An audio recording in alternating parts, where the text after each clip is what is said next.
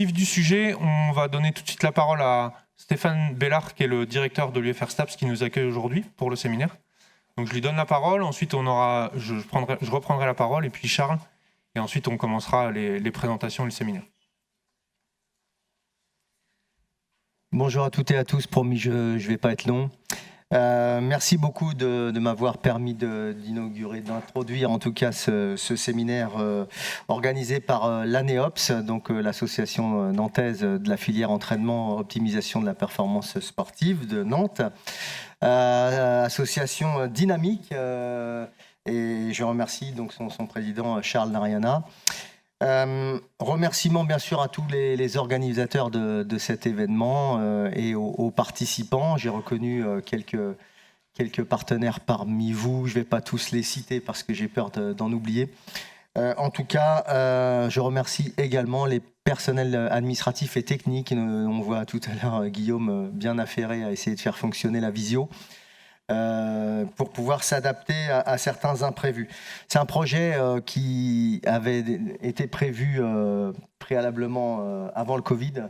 Et donc, on avait, au sein du conseil d'administration, proposé donc une subvention pour cet événement. Je suis ravi qu'on puisse le faire en présentiel aujourd'hui.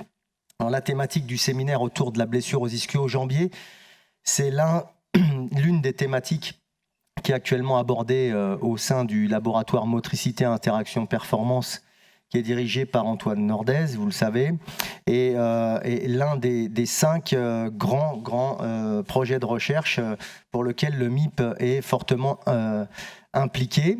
Alors j'imagine peut-être que tu as prévu d'en parler, alors j'en dis pas plus, j'y vais juste dire la fierté que c'est pour un directeur d'UFR d'avoir des étudiants aussi dynamiques et des équipes d'enseignants qui se distinguent sur le plan de la recherche, puisque il n'y a pas beaucoup de laboratoires en France en STAPS qui ont obtenu autant de projets de recherche financés dans le cadre de l'Agence nationale de la recherche, et notamment autour de la préparation des Jeux Olympiques. Voilà.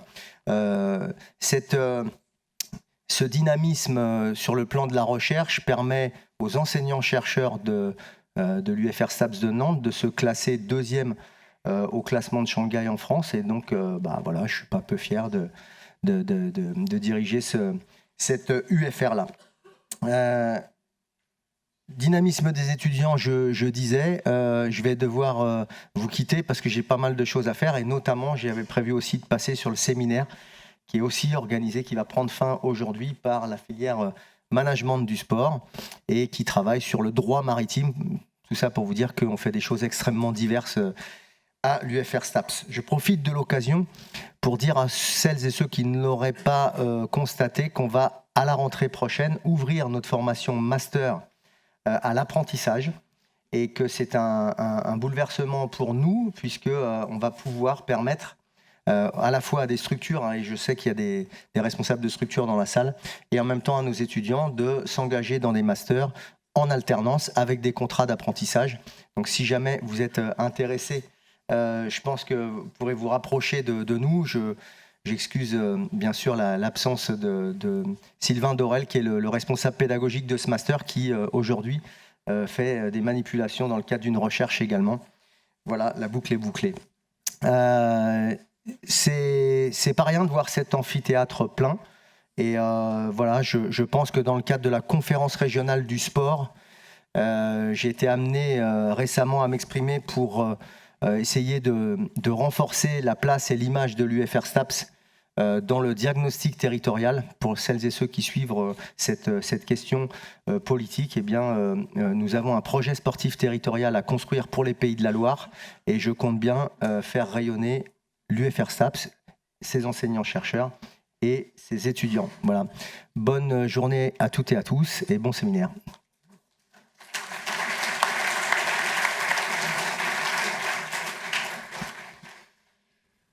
Bonjour à tous. Donc, pour ceux qui ne me connaissent pas, je suis donc Antoine Nordez, je suis le directeur du laboratoire Motricité Interaction Performance.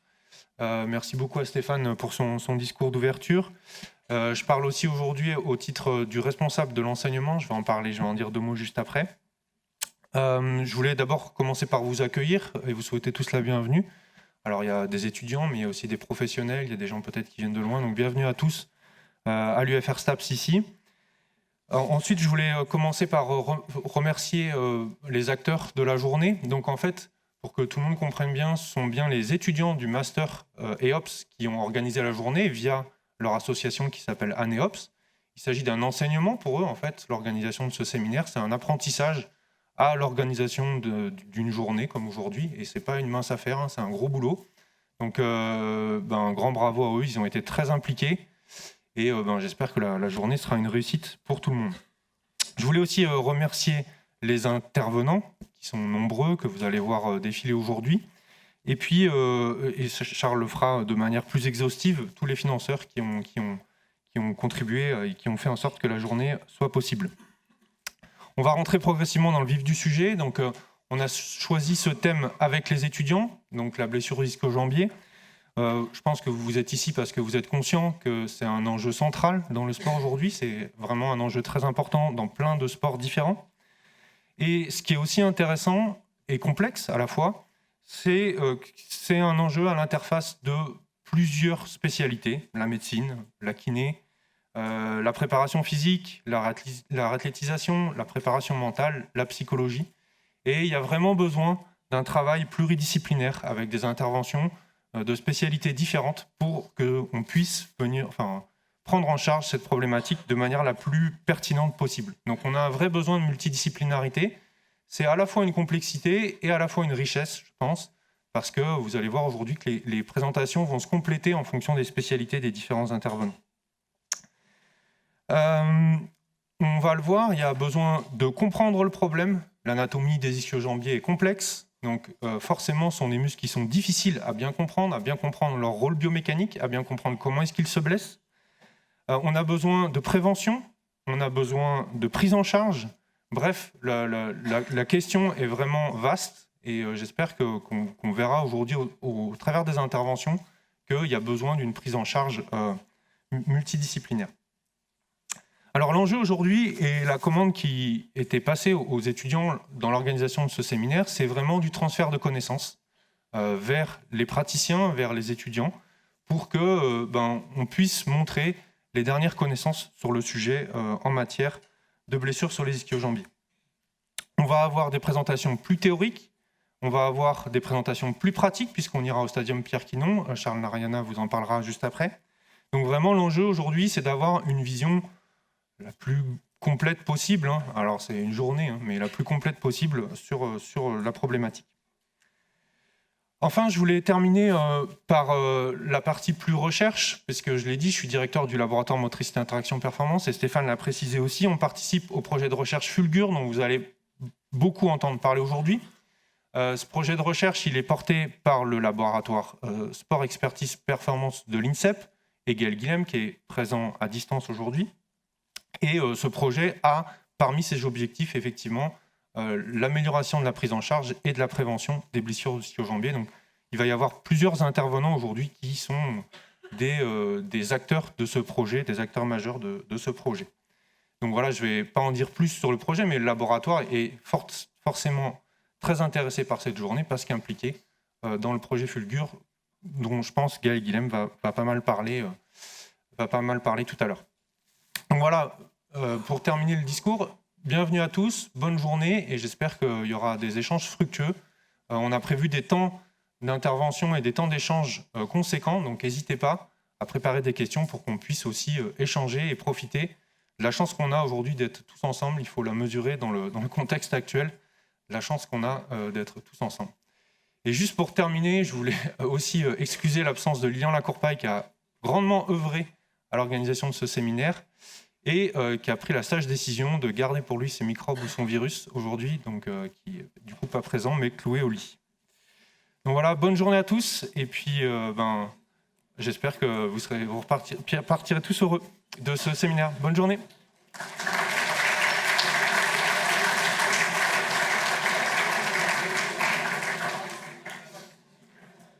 Alors, bonjour à toutes et à tous. Je vais me présenter rapidement. Charles Nariana, je suis le président de l'ANEOPS.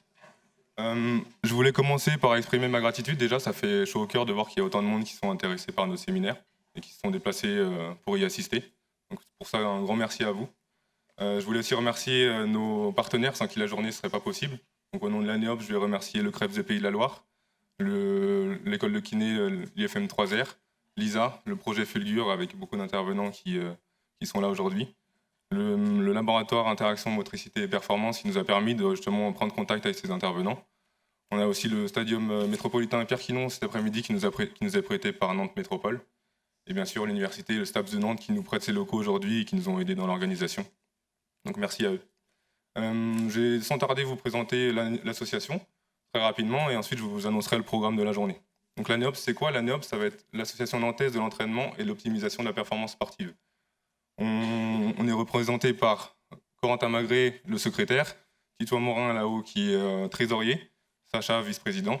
On a aussi 3 collaborateurs de notre classe qui sont venus nous prêter un coup de main et nous participer à l'organisation de ce séminaire. Donc on a Lucas Cellino, Victoria Audrin et Younes Benoali. Donc vous aurez l'occasion de discuter avec eux dans la journée. Donc toute cette organisation, c'est grâce à eux. Le but premier de l'association, pour nous, ça va être de créer du lien entre le monde professionnel et les étudiants. Ça va être vraiment ce qui nous lie et ce que notre voie directrice. Donc c'est pour ça qu'aujourd'hui, j'invite tous les professionnels à naviguer, à aller discuter avec les étudiants. Il y a des étudiants en kiné de Rennes, de Nantes. Il y a même une étudiante en Allemagne qui est présente et qui a fait le déplacement aujourd'hui.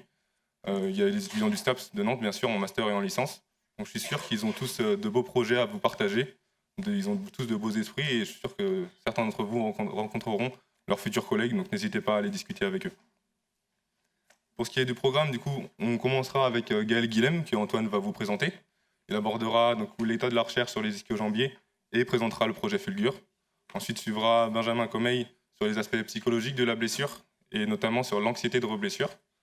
À 11h45, il y aura la pause déjeuner. Donc, toutes les personnes qui ont payé un repas lors de leur inscription elles seront invitées à se rendre en salle 1 et 2 pour retirer leur repas et manger sur place. Et ensuite, on se retrouvera tous à l'accueil du STAPS, là où il y avait le petit déjeuner, à 13h, pour qu'on se rende tous au stadium métropolitain Pierre-Quinon, où se dérouleront les interventions pratiques de Charlie Fornacier-Santos sur l'échauffement et le renforcement musculaire des ischio-jambiers, de Richard Curzaz ensuite sur la technique de course et de Jean-Philippe Cadu sur la prise en charge kiné de la blessure. Et ensuite, à 16h, on sera de retour ici, dans cet amphi, pour écouter Pascal Edouard sur l'épidémiologie et la prise en charge médicale, cette fois-ci, de la blessure. Et Yann Lemeur, il prendra le relais pour parler de gestion de la charge d'entraînement en relation avec la blessure. À 17h30, vous pourrez profiter d'une pause café. Et ensuite, la dernière présentation de la journée, ce sera une table ronde qui réunira du coup Richard Curzaz et Jean-Philippe Cadu une nouvelle fois, ainsi que Matteo Ngo, qui est spécialiste du sprint haie, et Denis Sapia, qui est joueur de football professionnel. Ils discuteront autour du sujet, le vécu de la blessure. Donc là, il risque d'y avoir beaucoup d'échanges, donc préparez vos questions pour cette table ronde. On finira aussi la journée sur un cocktail à 18h45. Vous êtes bien sûr tous conviés. Je vous remercie de votre attention. Je suis vraiment fier de faire cette journée avec vous et avec toute la NEOPS. Et je redonne la parole à Antoine. Merci à vous.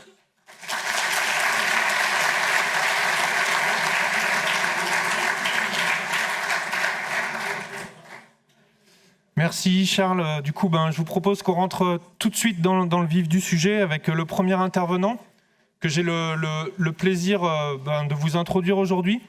Donc c'est un vrai plaisir de présenter la conférence de Gaël Guilhem, qui est un collègue mais aussi un ami. Alors Gaël est docteur de l'Université de Nantes. Il a soutenu sa thèse en 2010, donc c'est toujours un plaisir de l'accueillir. Même s'il ne peut pas être présent parmi nous aujourd'hui, il a eu un accident de vélo en début de semaine, donc il n'a pas pu faire le déplacement. Mais c'est toujours un plaisir de l'accueillir et de l'écouter. Gaël est directeur du laboratoire Sport Expertise Performance de l'INSEP depuis 2016. Il a été aussi sportif de haut niveau et il est très impliqué, son laboratoire est très impliqué dans l'accompagnement scientifique de la performance à l'INSEP. Et dans le développement de projets en lien avec la performance sportive. En particulier, on en a déjà parlé, il est le porteur et il dirige le projet Fulgur qui porte sur l'optimisation de la propulsion et la prévention des blessures en sprint sur différentes pratiques sportives dont il va parler aujourd'hui. Donc merci beaucoup Gaël d'avoir accepté notre proposition à présenter aujourd'hui. Et la parole est à toi. Merci Antoine. Alors avant de démarrer, je voulais juste m'assurer que vous m'entendiez bien parce que moi je vous entends très mal. On t'entend, nous, très bien. Donc, désolé pour le C'est mauvais parfait. retour de son. Non, c'est pas un problème. Merci beaucoup Antoine pour l'introduction. C'est pas forcément un contexte hyper agréable de parler devant vous alors qu'en réalité j'ai face à moi mon canapé et ma salle à manger. Néanmoins, je suis ravi d'avoir l'occasion de pouvoir présenter à la fois ce projet et puis la thématique sur laquelle vous m'avez invité. J'ai pu distinguer quelques collègues qui ont pu faire le déplacement. Et donc, c'est un petit peu un comble de venir vous parler de blessures alors que je viens moi-même de ne pas être très efficace en la matière puisque j'ai eu une mauvaise chute en vélo que je me suis fait tout seul ce lundi, ce qui explique pourquoi je ne suis pas avec vous et je le regrette vraiment sincèrement. Donc, on va évidemment parler de tout ça. Je voudrais juste commencer par dire un grand bravo pour l'initiative, non pas simplement parce que le projet qu'on mène collectivement est mis en lumière à travers la journée, mais aussi, et ça a été dit par Stéphane et Antoine, saluer le dynamisme de la NEOPS. Moi aussi, c'est toujours un plaisir de venir m'exprimer devant cet amphi nantais que j'ai eu l'occasion de parcourir quand j'étais moi-même étudiant à Nantes. Et je pense que vous avez rassemblé un super line-up, une belle ligne, comme on dit au hockey. Je pense que vous allez passer une belle journée. Et vraiment, je regrette de notamment pas pouvoir assister aux sessions pratiques de la journée. Vous félicitez aussi parce que ce format où on rassemble à la fois des intervenants scientifiques, mais aussi des praticiens, des acteurs, alors de la performance en l'occurrence, mais qui sont confrontés réellement aux problématiques, et de pouvoir croiser les regards et rappeler chacun à nos contraintes et à nos exigences, c'est toujours très enrichissant et je voulais vous féliciter pour ça.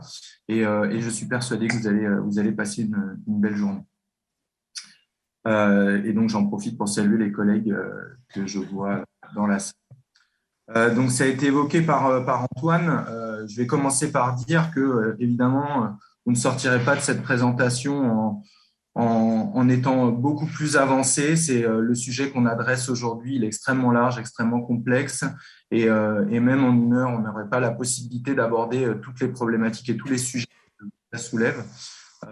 Et donc, un premier message finalement d'humilité vis-à-vis de cette problématique.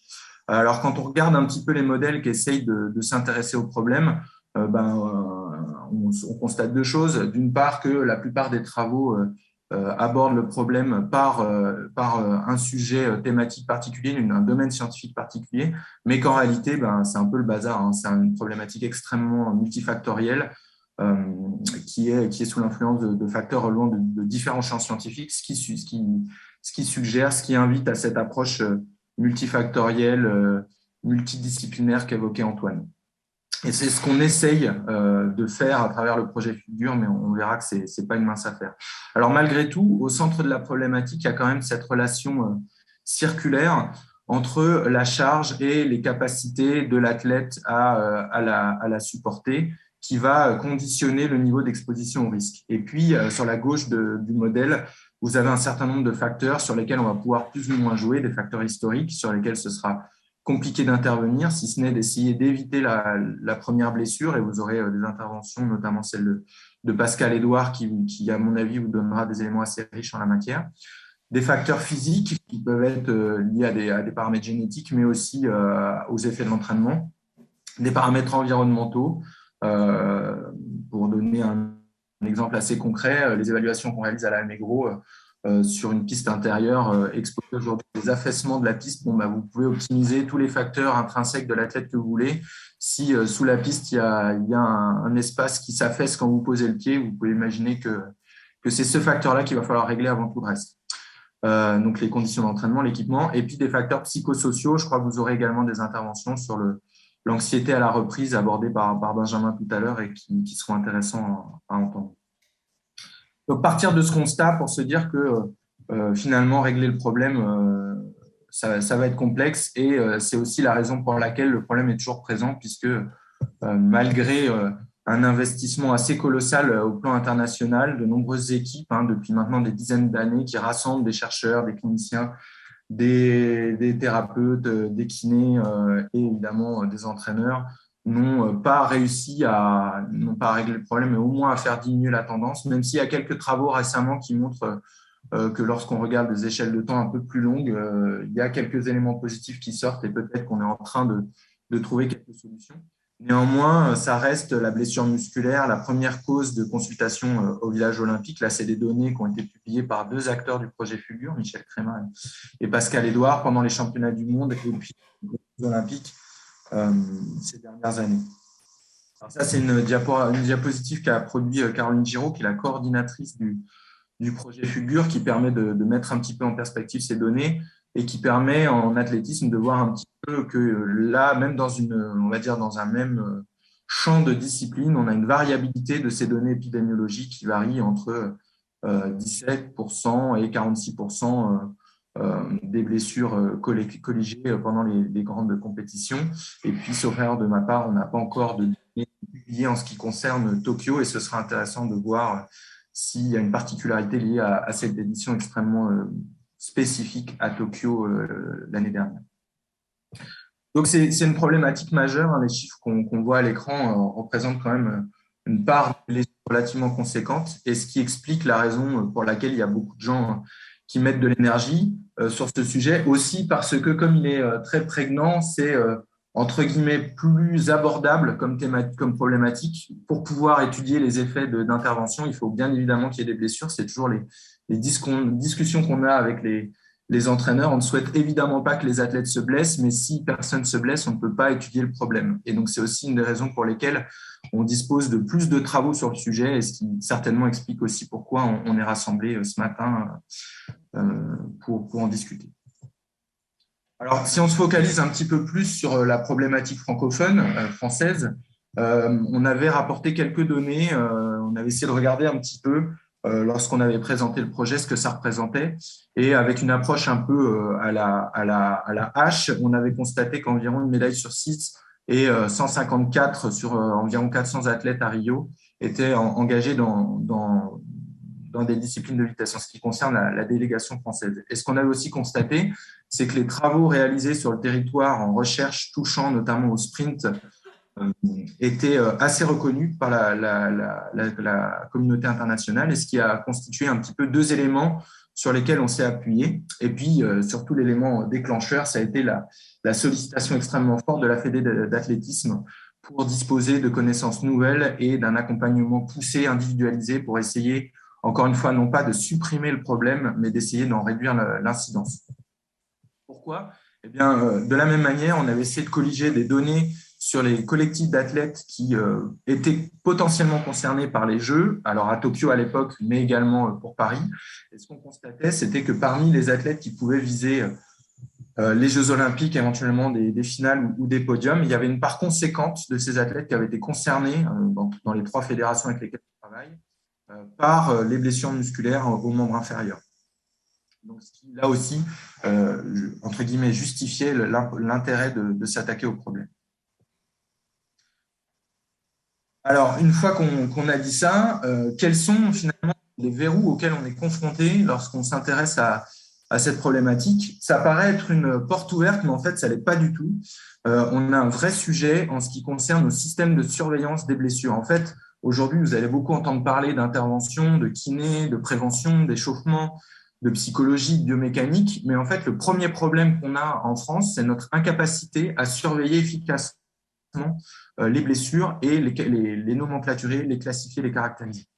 Alors, en même temps que je dis ça, il y a un certain nombre d'exemples à l'international qui existent depuis maintenant plusieurs années, si ce n'est pas des décennies, et qui ont structuré ça avec une adhésion à la fois des acteurs de la perf et des équipes médicales et scientifiques autour, qui permettent finalement de capitaliser dans le temps et de classifier ces blessures, les caractériser, voir les évolutions dans le temps. Pourquoi c'est important ? Eh bien, parce que si on consulte les consensus internationaux qui s'intéressent à la question, la première chose à faire pour pouvoir prévenir les blessures, c'est de les surveiller. Donc, c'est le consensus de Soligarme qui date un petit peu, qui est de 2016, mais vous avez qui a été publié dans le DGSM. Mais vous avez d'autres données depuis qui confirment un peu l'importance de ce sujet-là. Et donc, là aussi, il y a une nécessité d'avancer. Et je pense que sous l'impulsion notamment du programme prioritaire de recherche, il y a des choses qui se mettent en place et je vais en parler maintenant. C'est également à l'écran, petite nuance malgré tout, ça ne veut pas dire qu'il n'y a pas du tout de surveillance, puisqu'il y a des initiatives, qu'elles soient locales au sein des fédérations ou au sein de groupes de collectifs qui s'entraînent, également au sein d'institutions, mais il n'y a pas de plateforme centralisée qui permette d'avoir finalement ce suivi, ce monitoring des blessures, cette vision à 360 degrés au quotidien, et c'est ce à quoi je pense qu'il faut travailler en priorité. Alors, c'est ce qu'on essaye de faire à des échelles différentes. Première échelle, dans le cadre d'un travail de master en cours, on ne parle pas ici d'aller colliger les blessures qui concernent les collectifs avec lesquels on travaille, mais tout simplement de digérer les données dont on dispose dans la littérature. Là aussi, ce n'est pas forcément un travail qui a été fait jusqu'à présent. On a des exemples, je l'ai dit, notamment Pascal en parlera tout à l'heure, dans des disciplines avec un suivi finalement pendant les compétitions. Mais là, l'idée, ça a été, à travers le travail d'Elie Rambaud, qui est en master au sein du laboratoire, d'aller digérer toutes les données présentes dans la littérature en suivant les consensus méthodologiques, notamment le consensus de Barre publié en 2020, pour colliger ces données, caractériser les populations étudiées et pouvoir, c'est ce que vous avez sur la droite, proposer des infographies, des digestions de ces problématiques qui ne sont pas celles spécifiques du groupe avec lequel vous bossez, mais à minima, ça va permettre aux entraîneurs et aux staffs médicaux de savoir si les problématiques de blessures qu'ils rencontrent sont similaires à ceux rapportés dans la littérature. Et en soi, c'est déjà un grand pas. Et il est probable que dans les mois qui viennent, on se tourne avec des propositions vers les staffs pour voir si ce type de représentation leur parle ou s'il faut faire évoluer les choses. C'est la première initiative. La deuxième, qui a une échelle beaucoup plus macro, c'est celle qui a été engagée à travers la constitution du Sport Data Hub, donc qui est pilotée par l'Agence nationale du sport en collaboration avec le ministère des Sports et l'INSEP, et qui est réalisée par l'unité du développement numérique et de l'innovation. Là, l'idée, ça va être à terme justement de mettre en place des outils qui permettent de suivre cette incidence des blessures. Alors, pas uniquement sur ce volet-là, mais sur d'autres sujets, puisque les enjeux du Sport Data Hub sont multiples. Et il est probable que dans les années qui viennent, cet outil de collection d'informations soit central dans la démarche nationale. En tout cas, c'est ce qui est souhaitable, puisque c'est un outil qui répond à ces enjeux-là. Et j'insiste en respectant l'ensemble des réglementations éthiques et réglementaires en la matière, puisque c'est un enjeu extrêmement fort de respecter dans ce cadre non seulement la confidentialité, mais aussi les périmètres d'accès qui, parmi les staffs, vont avoir accès à ces données de santé. Et ça, c'est vraiment un enjeu majeur sur lequel on travaille notamment avec les médecins pour qu'on constitue des outils qui répondent à ces enjeux. Dans le cadre du projet Fulgure, je n'ai pas eu l'occasion de le dire, mais qui est donc, Antoine l'a déjà un petit peu évoqué, qui est donc financé dans le cadre du programme prioritaire de recherche financé par l'ANR et également qui s'inscrit dans le cadre du programme d'investissement d'avenir 3e génération. C'est quelque chose qu'on essaye aussi de mettre en place et c'est ce qui est réalisé dans le 3 du projet, donc, sur lequel est positionné Benjamin Comey, qui est dans la salle et que vous entendrez aujourd'hui, qui a, en collaboration avec Pascal Edouard et Alexis Ruffo, développé des outils qui vont nous permettre de faire plusieurs choses. La première, c'est d'être capable de concentrer, de rassembler l'historique des blessures des athlètes. Puisqu'on n'a pas d'outil qui permet de le suivre en continu, il va falloir qu'on regarde dans le rétroviseur et qu'on constitue cet historique. Et c'est ce qu'on fait à travers des questionnaires Lyme Survey qui répondent aux exigences de confidentialité, d'anonymisation que je disais tout à l'heure. Et puis, on a un travail extrêmement pointu et régulier avec les staffs médicaux pour confronter ces données colligées auprès des athlètes avec les dossiers médicaux, de manière à ce qu'on essaye de rien rater finalement dans le tamis. Alors ça, pour juste illustrer un petit peu le concept, ça se représente comme ça. On essaye en suivant encore une fois les méthodologies proposées dans la littérature, en particulier le consensus de Barre, d'identifier la région, le type de blessure, les conditions de survenue, la durée d'arrêt, etc., etc. Mais on ne s'arrête pas là. Et là encore, la stratégie nationale data nous aide beaucoup puisque dans le cadre du Sport Data Hub a été mis en place un outil de suivi qui permet de créer des outils de suivi quotidien, hebdomadaire, donc Athlète 360, qu'on utilise cette fois-ci là pour aller éclairer un certain nombre de dimensions tout au long de la période du projet. Le sommeil, le niveau d'hydratation, la survenue des blessures, cette fois-ci non pas rétrospectivement, mais finalement de manière prospective, qu'est-ce qui intervient au fil du temps, les contenus d'entraînement, l'intensité d'entraînement, les émotions ressenties par l'athlète, les douleurs qu'il peut ressentir chaque jour et au cours de la semaine, l'intensité d'entraînement, je l'ai évoqué, des notions de motivation et puis des notions liées plutôt aux aspects hormonaux, notamment le cycle. Alors, ça, c'est la démarche, mais le gros verrou à ce type de suivi, et c'est des discussions régulières, permanentes avec les groupes avec lesquels on travaille, c'est évidemment à la fois le niveau d'intrusion que peut représenter ce type de suivi, puisqu'on est avec des athlètes qui ont déjà un calendrier extrêmement fourni, éventuellement de blessures en elles-mêmes, de formation professionnelle, d'exigences en tout genre, de fatigue, de nécessité de récupération. Et donc, à partir du moment où on va vouloir venir capter de l'information supplémentaire qui nécessite leur intervention, eh bien, c'est quelque chose qui n'est pas évident à mettre en place.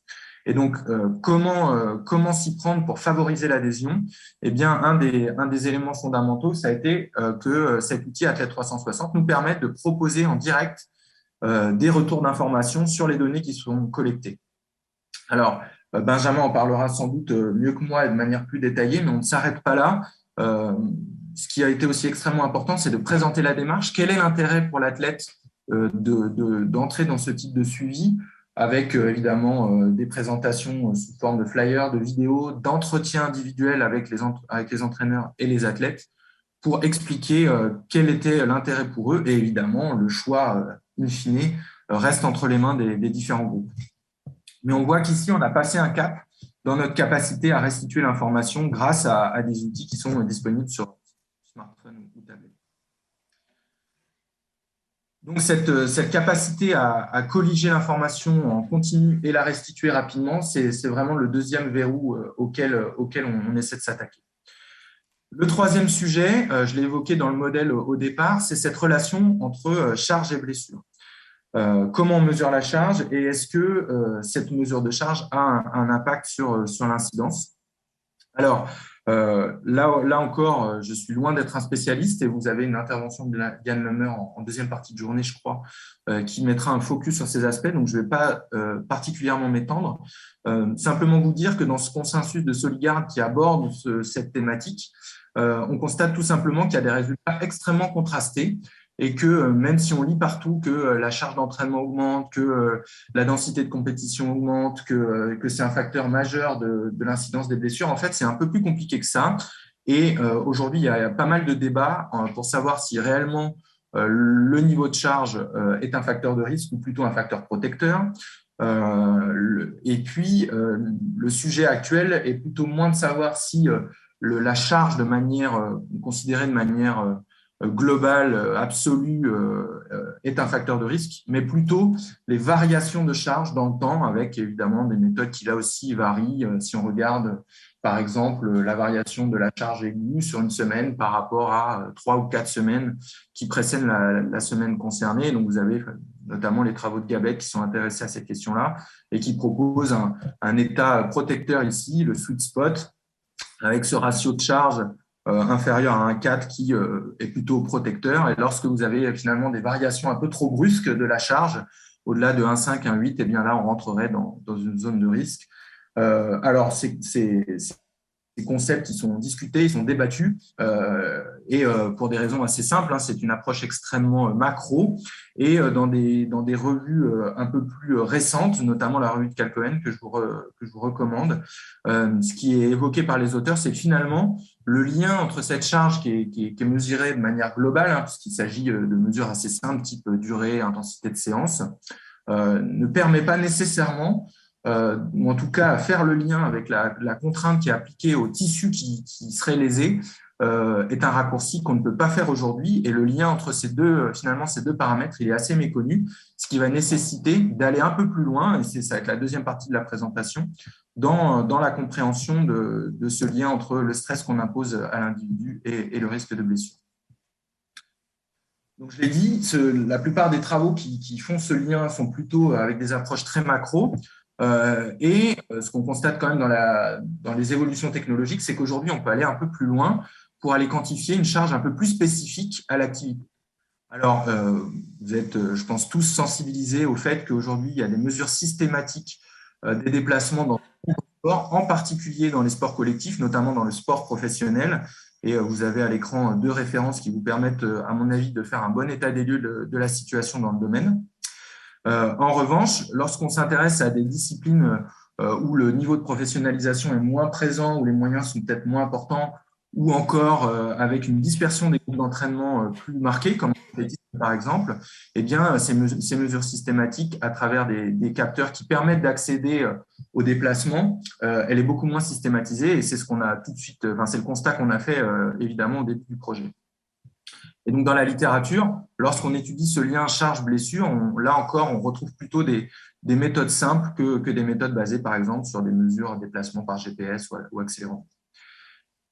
Pourtant, si on utilise ces méthodes simples, ça pose quand même un sacré problème, puisqu'en athlétisme, on est face à des disciplines qui sont avec des exigences et des contenus d'entraînement qui n'ont absolument rien à voir. Et donc, on compare des choux avec des carottes, et là, on se retrouve en difficulté pour évaluer s'il existe un lien entre ces contenus d'entraînement et le risque de blessure. Et donc, il y a un besoin de mesures spécifiques qui, encore une fois, soient légères et supportables, acceptables par les athlètes.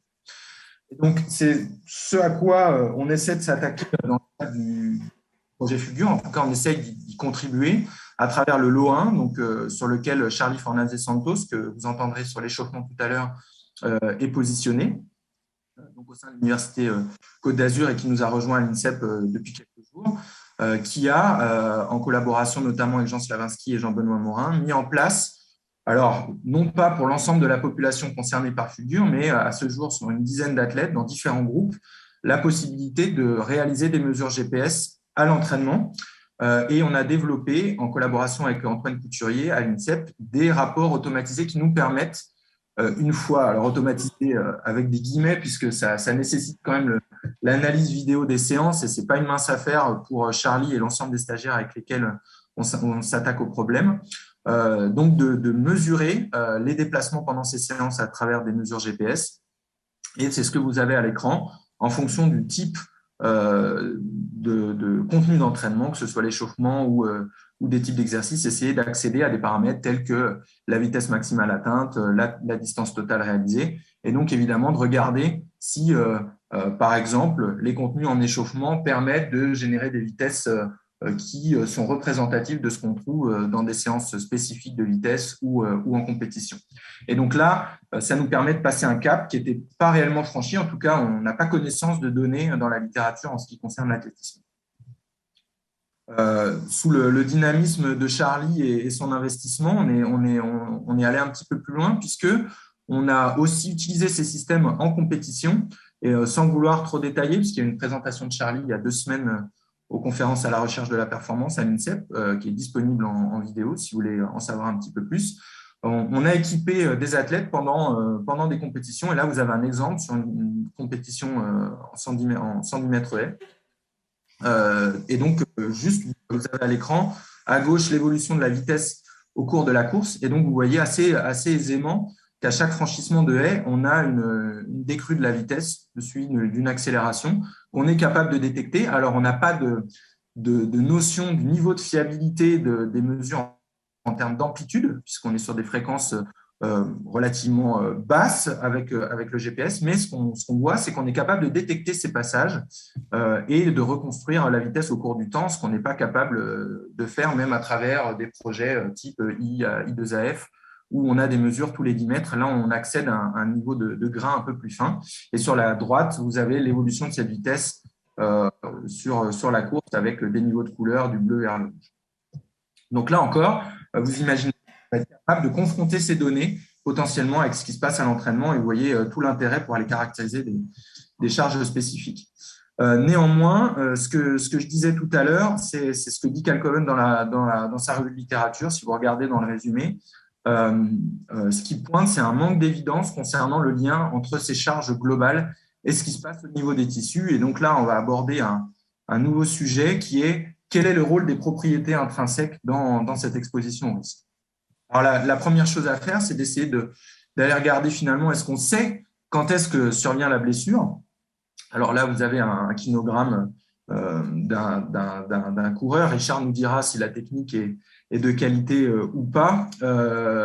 Mais ce qu'on sait aujourd'hui, c'est que le moment du sprint auquel intervient préférentiellement la blessure, c'est dans la fin de la phase d'envol, juste avant la phase de contact au sol, ici, où on va rentrer un petit peu plus dans le détail. Il se passe un certain nombre de choses. La première chose qui se passe dans cette phase-là, ici vous avez à gauche les différents chefs des ischio-jambiers, donc le biceps fémoral avec le chef court et le chef long, le semi-tendineux et le semi-membraneux, et un certain nombre de travaux au début des années 2000 et puis jusqu'à aujourd'hui se sont intéressés à travers des méthodes plutôt basées sur de l'analyse cinématique et de la modélisation. J'insiste là-dessus, c'est-à-dire qu'il n'y a pas de mesure directe sur l'individu, du comportement des fibres, ont montré que la longueur de l'unité muscle-tendon pour le semi-membraneux, le semi-tendineux et le biceps fémoral atteignait un pic au moment de cette… donc là, c'est l'ensemble de la foulée. Ici, on est vraiment sur la fin de la phase d'envol, que ce soit pour le semi-membraneux, le semi-tendineux ou le biceps fémoral. Donc, on est dans une phase où, a priori, les muscles sont en position étirée. D'autres études ont essayé de personnaliser ou d'aller un petit peu plus loin en conservant ces mesures d'analyse du mouvement et en utilisant des mesures de longueur de fibres musculaires issues de cadavres. Donc là, encore une fois, on n'est pas capable de mesurer directement sur le terrain, mais vous avez au cours des cycles de course la déformation des fibres pendant cette fameuse phase d'envol et on confirme cet allongement ici. Et puis, par des techniques de modélisation musculo-squelettique, ils ont essayé de représenter quel était l'endroit de déformation des fibres où la déformation des fibres était la plus importante. Et ce qu'on constate, c'est que, notamment le long de l'aponévrose et de la jonction proximale, chez les sprinteurs, c'est là où la déformation des fibres est la plus importante. Et ce qu'on sait aussi, c'est que ce sont les structures, en tout cas cette jonction myotendineuses et l'aponévrose ici, des structures qui sont relativement fines et donc qui sont beaucoup plus exposés au risque si la contrainte est importante. Ce qui explique probablement pourquoi la blessure touche principalement ces zones. Donc ça, c'est en ce qui concerne le comportement des structures. Si maintenant on regarde, est-ce que ces structures sont actives? Est-ce que les muscles se contractent pendant cette phase d'allongement?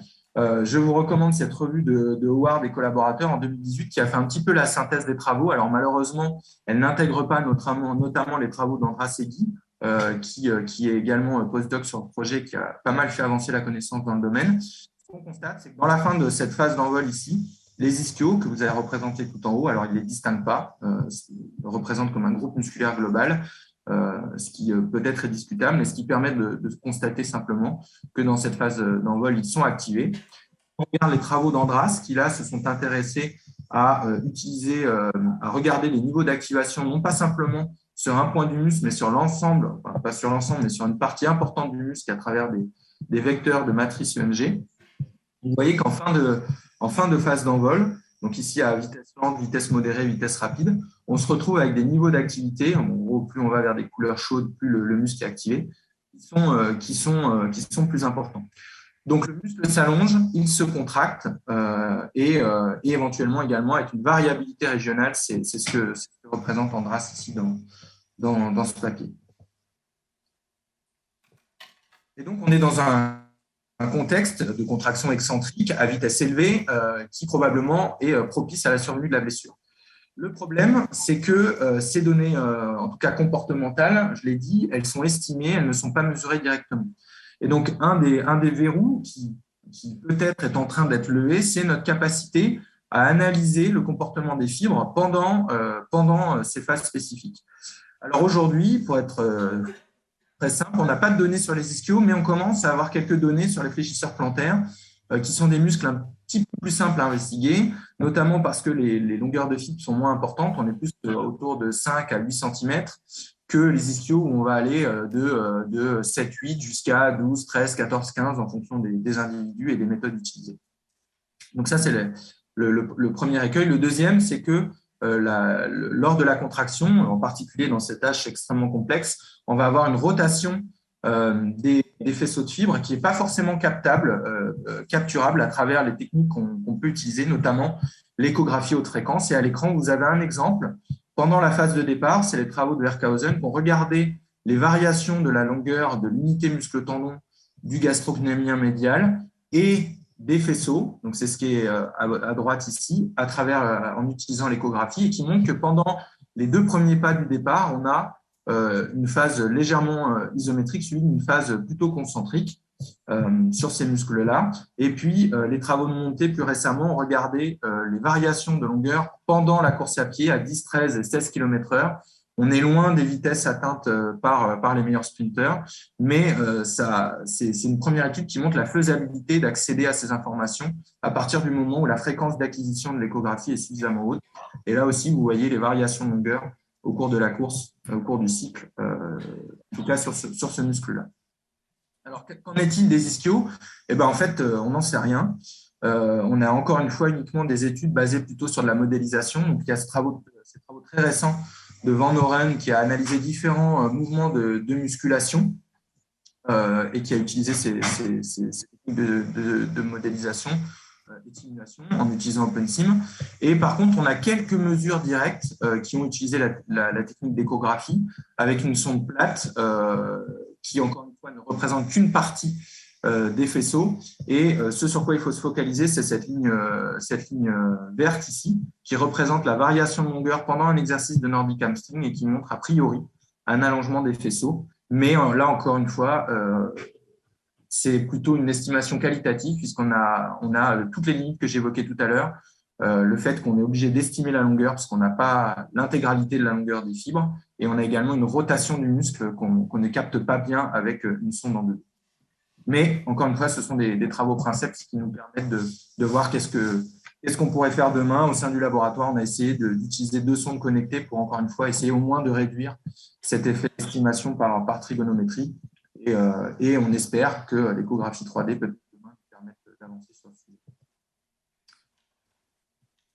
Donc ça, c'était pour les conditions de survenue. Maintenant, qu'est-ce qui va nous intéresser? Quels sont les facteurs de risque auxquels sont exposés les sprinteurs qui finalement correspondent à ce qui nous intéresse le plus, puisque c'est là-dessus qu'il va falloir qu'on essaye de jouer pour finalement rendre nos sprinteurs, nos athlètes prêts à s'entraîner. Alors, je vais passer rapidement sur les facteurs de risque non modifiables, notamment l'âge, qui est vraiment pas à négliger. Vous voyez qu'on a, par exemple, en football, une augmentation de 1,8 du risque de blessure chaque année. Donc, c'est relativement important. Et puis, au-delà de 23 à 24 ans, en football australien, on se retrouve avec des niveaux de risque qui explosent par rapport à des âges plus faibles, sachant qu'il y a des facteurs confondants, notamment le niveau d'entraînement, le niveau de compétition, etc. La blessure antérieure, vraiment finalement la cible prioritaire à laquelle il faut qu'on s'attaque, puisque en football, par exemple, la première blessure augmente de quasiment 12 le risque, donc c'est énorme. Et par contre, ce qui permet d'être un petit peu plus optimiste, c'est que c'est vrai, surtout la première année qui suit la blessure, ça veut dire que si elle est bien gérée, on doit être capable de réduire l'impact de cette blessure antérieure sur le niveau d'exposition au risque par la suite. On peut dire autrement, le niveau de récidive est plus important dans la première année qui suit la blessure. Et puis, d'autres blessures comme le LCA ou les blessures qui touchent le mollet, qui sont aussi des facteurs importants sur lesquels il faut essayer de jouer pour réduire l'incidence. Ce qui va nous intéresser surtout, c'est quels sont les facteurs sur lesquels on va pouvoir jouer. Le premier dont je vais vous parler, c'est l'architecture musculaire. Si vous voulez mieux connaître l'architecture et puis l'anatomie des ischios, je vous invite à regarder ce papier de Balius qui propose une vidéo qui permet d'identifier les muscles et de progresser en anatomie, qui est assez bien faite, mais là sous un plan plutôt transverse. Et ce qui va nous intéresser, nous, c'est en longitudinal l'architecture des faisceaux de fibres qui peut être mesurée en statique avec une seule image. Donc, vous voyez très bien, là, par exemple, sur le biceps fémoral, la difficulté qu'on a avec une sonde à capturer l'ensemble de la fibre. Et puis, vous avez des techniques linéaires, c'est-à-dire je vais scanner mon muscle sans prendre en compte l'anatomie particulière du muscle, ou non linéaire, c'est-à-dire que je vais d'abord essayer de suivre, d'identifier le parcours du faisceau de fibre et suivre ce parcours ensuite lors de mon scan panoramique avec des techniques qui sont maintenant assez bien intégrées dans les échographes et qui nous permettent d'aller mesurer cette fois-ci la longueur des faisceaux de fibre. Alors, pourquoi c'est intéressant de mesurer ce paramètre? Eh bien, c'est tous les travaux des groupes australiens Dopar, Timmins et Bourne qui ont montré que là, vous avez un lien, un graphique qui représente le lien entre la probabilité de développer une blessure aux ischios et la longueur des faisceaux de fibres du biceps fémoral. Et vous voyez, quel que soit l'âge, vous avez différents sujets avec différentes catégories d'âge, pardon. Vous voyez qu'assez simplement, plus on a a priori des longueurs de faisceaux du biceps fémoral chef-long importants, moins le risque est élevé. Et à gauche, vous avez des exemples de scans réalisés dans le cadre d'un travail mené avec le Paris Saint-Germain il y a quelques années avec Mathieu Lacombe et Martin Buchette, où on avait intégré une part de prévention. Je vais y revenir tout à l'heure. Alors, une des difficultés avec cette méthode-là, c'est notre capacité à extraire automatiquement l'information. Et de ce point de vue, à la fois par des groupes internationaux extrêmement pointus dans le domaine et puis avec une modeste contribution de la part du projet FUTUR, on essaye d'automatiser par intelligence artificielle l'accès à ces informations. Et là, c'est le travail réalisé avec le CEA List à Saclay, sous l'impulsion de Bertrand Luison et Hugo Michard, où on essaye de développer par des techniques de réseau de neurones et d'automatisation la reconnaissance de ces faisceaux de fibres sans avoir à labelliser manuellement les images. Et c'est un travail qui a été publié récemment et qui fonctionne bien.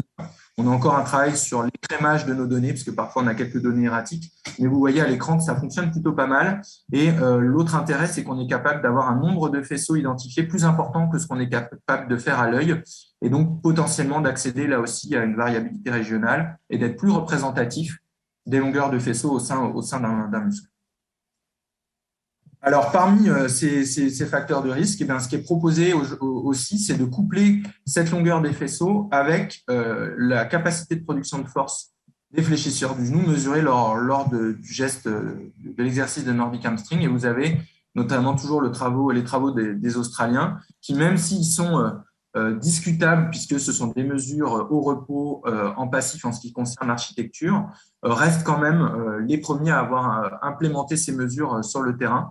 Ce qu'ils ont montré, c'est que lorsqu'on représente en vert des athlètes qui ne se blessent pas après le test et en rouge des joueurs de foot d'ailleurs, pas des athlètes qui se blessent après les tests, vous voyez qu'on a une surreprésentation des athlètes blessés parmi ceux qui ont des longueurs des faisceaux inférieures à environ 10 cm et demi et inférieures à 340 Nm, ce qui n'exclut pas qu'on puisse se blesser lorsqu'on n'est pas dans ce cas de figure.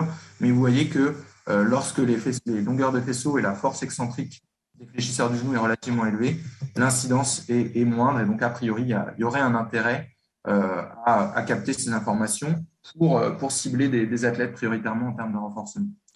Alors, je l'ai dit, tout ceci est discutable et puis on pourrait aussi s'interroger sur le fait qu'on est sur une mesure de force qui est globale alors que évidemment on a, je l'ai dit, des muscles avec des propriétés différentes et donc là aussi il y a à progresser et c'est ce qu'on a discuté dans un éditorial il y a 2-3 ans avec Martin Buchette, Simon Avrillon et puis Mathieu Lacombe notamment.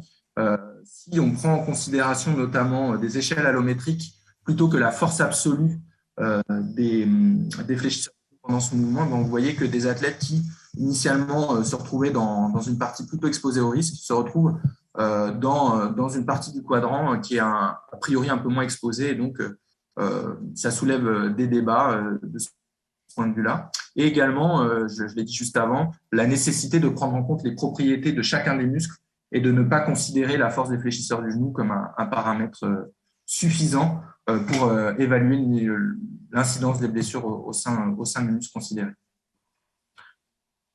Alors, en utilisant ces méthodes, Mathieu, avec l'Académie du Paris Saint-Germain, avait intégré des séances de renforcement. Vous avez le protocole ici, vous pouvez le retrouver dans l'article en détail. Et on a fait ces mesures de force et de longueur des faisceaux. Et pour faire simple, on a montré qu'en quelques semaines, on était capable de générer des adaptations, alors relativement modérées, puisque sur les longueurs de faisceaux, on était à moins de 5% d'effet, qui n'était pas prolongé si on allait au-delà de 6 semaines d'entraînement. Et ce qui était intéressant, c'est que c'était non pas un protocole extrêmement lourd avec 3 séances par semaine, mais c'était 1 à 2 fois par semaine lors des phases d'échauffement. Donc vraiment des petites pilules comme ça de prévention qui permettaient d'obtenir ces effets. Et je pense que c'est un message à retenir sur lequel je reviendrai à la fin de la présentation. Ça a été confirmé par des travaux, là encore, du groupe australien, qui, avec des protocoles assez légers, avec des variations dans l'intensité d'un protocole de renforcement des ischios qui intégrait plusieurs formes, pas simplement du nordique, ont montré aussi qu'il était possible d'induire des adaptations. Donc là, vous voyez que pendant la pause de Noël, on a une diminution de la longueur de vaisseau, c'est-à-dire que les désadaptations se mettent en place assez vite. Mais vous voyez qu'avec une addition d'un petit peu de renforcement, on atteint des effets, et ceci avec des formes variées. Vous voyez ici avec du yo-yo ou avec du nordique. Alors, j'évoquais la charge tout à l'heure. Ça fait partie des facteurs de risque a priori identifiés, puisque la distance moyenne parcourue à haute intensité, c'est les travaux de Bouygues, montrent que lorsque on passe un certain niveau de charge de ce point de vue, eh bien, on atteint un niveau de risque qui augmente de manière assez drastique dans le niveau de risque. J'ai bien vu les 5 minutes restantes, pas de problème, merci beaucoup. Je couperai sur la fin de parmi les facteurs de risque, la raideur articulaire est proposée comme un élément qui est discuté, notamment, là encore une fois, parce qu'on représente finalement des muscles avec des propriétés différentes lorsqu'on évalue uniquement la souplesse, c'est-à-dire l'angle maximal qu'on est capable d'atteindre pendant une flexion de hanche. Et les méthodes qu'on essaye de mettre en place sont basées sur la mesure, non pas de la souplesse articulaire, mais cette fois-ci de la raideur, de l'élasticité de chacun des chefs. C'est fait aussi par des équipes japonaises qui ont montré notamment, là encore, une hétérogénéité, une variabilité de cette raideur au sein des muscles. Et c'est ce qu'on a fait avec Simon il y a maintenant 2 ans. On a montré que cette raideur, elle était variable entre les chefs musculaires, mais également entre les sports, ce qui nécessite certainement une prise en charge sur le plan des propriétés mécaniques spécifiques à la discipline et également à l'individu, puisque lorsqu'on regarde les nuages de points, si on se focalise par exemple sur l'athlétisme, vous voyez que quel que soit le chef, on a une variabilité relativement significative de ses propriétés entre les athlètes. Ce qu'on a regardé à travers cette méthode aussi, et Lilian n'est pas là, je ne sais pas s'il nous regarde, mais ça fait partie des choses qu'il faut qu'on écrive, que j'écris, puisque c'est moi qui suis à la bourre sur ce coup-là. On a regardé quel était l'impact de la blessure sur ses propriétés mécaniques. Donc, on a regardé le module de cisaillement qui représente la raideur du muscle. On est vers des valeurs hautes du muscle raide. Et on a regardé pour des athlètes blessés représentés ici en noir par rapport à des athlètes non blessés plutôt en grisé, si la blessure modifiait ses propriétés sur le corps du muscle. Et ce qu'on a observé, c'est qu'il n'y avait pas d'effet, pas de différence en tout cas entre le côté non lésé et le côté lésé, quel que soit le muscle touché. Au passage, on a constaté que l'incidence des blessures, donc c'était chez des athlètes ici, et on constatait que l'incidence des blessures au sein du biceps fémoral était similaire à ce qui était rapporté dans la littérature, à peu près 80% des blessures aux ischios. Alors, le problème à travers cette méthode, c'est qu'elle ne permet pas d'accéder aux propriétés élastiques des zones les plus touchées par les lésions. Et donc, on travaille avec Jean-Luc Génisson pour accéder notamment aux propriétés élastiques des aponevroses et des jonctions. Et on devait avoir une séance lundi, mais mon inhabilité à maintenir mon vélo sur la route en a voulu autrement. Et donc, c'est quelque chose sur lequel on est encore en train de travailler pour scanner les zones des ischios qui sont les plus exposées, notamment jonctions et aponevroses. Puisqu'il me reste peu de temps, je vais passer assez vite sur cette partie, puisque vous avez des experts aussi au sein du laboratoire qui travaillent sur cette question. On essaye de s'intéresser aussi aux contributions de chacun des chefs des ischio-jambiers à la production de force et les liens avec les blessures. Et ça a été tout le travail de la thèse de Simon Avrillon, où on a utilisé des mesures de volume musculaire, de bras dédiés et d'activation musculaire pour accéder à la contribution de chacun des chefs pendant des tâches simples isométriques. Et on a constaté plusieurs choses. La première, c'est que chez des gens lambda peu entraînés ou chez des athlètes de très haut niveau, on a une variabilité extrêmement importante des contributions des chefs à la force. Et on a montré aussi qu'il y avait un lien, a priori, entre la variabilité des contributions, c'est-à-dire plus la contribution de chacun des chefs est hétérogène, imaginons un BF à 80% et puis un semi-tendineux et un semi-membraneux à 10%, moins les athlètes étaient capables de maintenir une tâche de force, d'endurance de force. Donc un lien entre dispersion des activations et performance. Et ce qu'on a aussi montré, c'est le graphe de droite, c'est que la contribution du chef musculaire à la force globale était impactée de manière assez prolongée dans le temps, notamment le biceps, la contribution du biceps fémoral au sein du muscle blessé était diminuée et compensée par une augmentation de la contribution du semi-membraneux. Et ce qu'on sait dans la littérature, c'est que, a priori, le déséquilibre de contribution des forces, a priori, augmentait le niveau d'exposition au risque. Et donc, il y a un intérêt à la fois pour la performance et peut-être aussi pour la à finalement aller vers un équilibre des contributions des muscles à la production de force pour réduire le risque. Alors, un des écueils dans ce domaine-là, c'est que pour pouvoir accéder au volume musculaire, eh bien, il faut segmenter.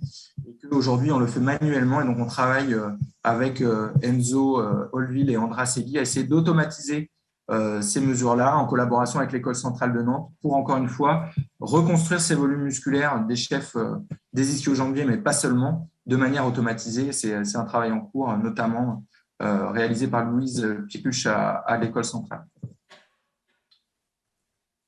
Et puis, un des enjeux du projet, ça va être de transférer ces méthodes qui sont finalement de labo vers le terrain, c'est-à-dire est-ce que ces activations mesurées dans des conditions très contrôlées sont représentatives de ce qui se passe lorsqu'on réalise un sprint. Et là, c'est le travail que réalise Andras Segui actuellement dans le cadre du lot 2, avec un soutien extrêmement précieux de Caroline Giroux et d'Enzo Olville.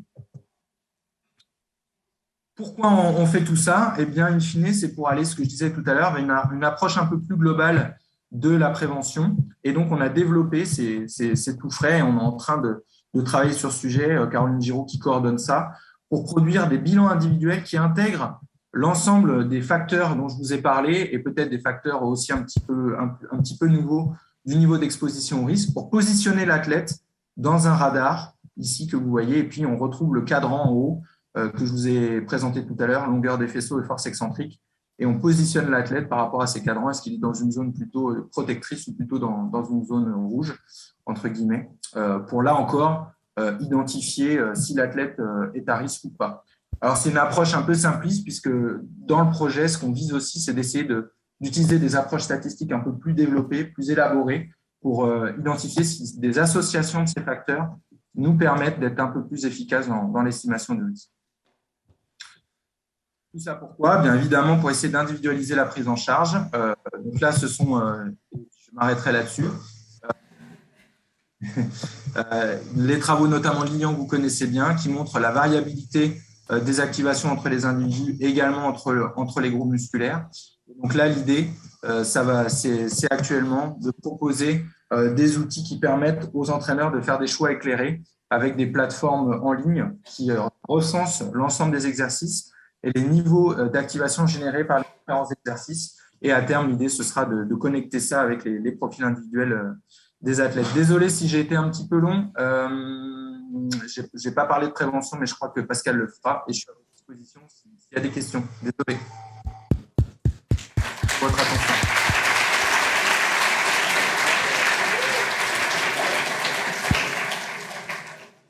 Merci beaucoup Gaël pour ta présentation. Je trouve que ce qu'elle met très bien en évidence, c'est que c'est sûr, il faut essayer de donner des indicateurs, de donner des informations rapidement, mais en même temps, il y a une vraie complexité sur ce groupe musculaire, il y a une vraie difficulté, et il manque aussi des connaissances généralement sur le comportement de ces muscles. Donc c'est ça aussi qu'on a besoin d'obtenir avant de fournir des recommandations. La présentation est ouverte pour deux, trois questions. Donc allez-y, n'hésitez pas à intervenir. On ne va pas pouvoir prendre beaucoup de questions. Mais en fait, il y a pas mal de représentants de Fulgur aujourd'hui, donc n'hésitez pas au pause café à aller interpeller Caroline Giroux, par exemple, qui est en bas, ou les autres intervenants, ou moi, ou j'allais dire Lilian, mais il n'est pas là. Mais voilà, n'hésitez pas à venir nous interpeller si vous avez des questions et que vous ne pouvez pas tous les poser. Mais on a le temps pour une ou deux questions. Antoine, je précise que je vous entends de très loin, donc Ouais. j'espère que je serai capable d'entendre. Je répéterai les questions si besoin. Ok. Est-ce qu'il y a une ou deux questions? Non? Qui veut se lancer? Allez, c'est parti. Alors, la question, Gaël, l'outil que tu présentes à la fin, est-ce que c'est un outil qui est accessible ou pas? Oui, alors c'est une excellente question. Alors déjà, en toute humilité, même les entraîneurs qui veulent y accéder ont un peu de difficulté. C'est tout un travail de développement plutôt de type web, donc c'est pas simple. Et c'est réalisé par Antonio Morales Artacho au sein de l'équipe. Pardon. Et en fait, la difficulté qu'on a rencontrée pour générer ces accès et vérifier que toutes les informations étaient facilement accessibles nous a amené à réfléchir à une collaboration avec une société qui fait ça au quotidien. Et donc, pour répondre à la question, aujourd'hui, on réserve pour l'instant l'accès aux informations aux entraîneurs pour une simple et bonne raison, c'est que du projet, c'est que y a eu un financement important et des enjeux pour la perf, et puis on veut s'assurer aussi que ça répond aux besoins.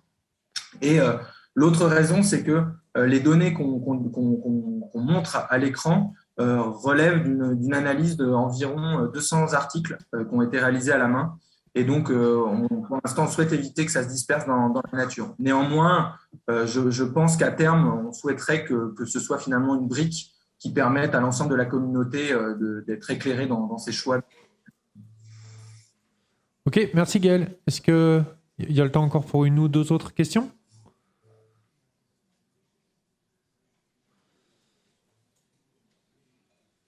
Bon. Moi, s'il n'y a pas d'autres questions, je vous propose qu'on passe à la présentation suivante. Merci beaucoup Gaël pour ta participation.